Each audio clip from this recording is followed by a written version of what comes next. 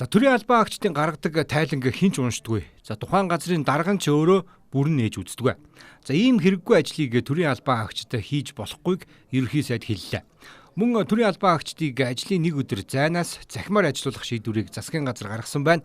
За ингэснээр бичиг цааснаас эхлээд эрчим хүч, бензин тосгээд асар их хэмнэлт гарахыг онцоллоо. За төрийн байгууллагууд дотоод зохицуулалт хийх тул иргэдэд ямар нэгэн хүндрэл учрахгүй гэдгийг засгийн газраас мэдээллээ. Төрийн албан агч гэдэг одоо ангилалд орж байгаа бүх хүмүүс хамрагдана. За цалгартын хувьд бол зайнаас ажиллаж байгаа болохоос биш гэртээ амарч байгаа гэсэн үг биш. Зайнаас ажиллана гэдэг маань гэрээсээ одоо байгаа орчноосоо өөрийнхөө чиг үүргийг гүйцэтгэнэ л гэсэн үг. За өнөөдөр Монгол улсад 213 мянган төрийн албан агч ажиллаж байна. За энэ хүмүүсийн дунд хийсэн судалгаагаар ажлын хит их ачаалттай.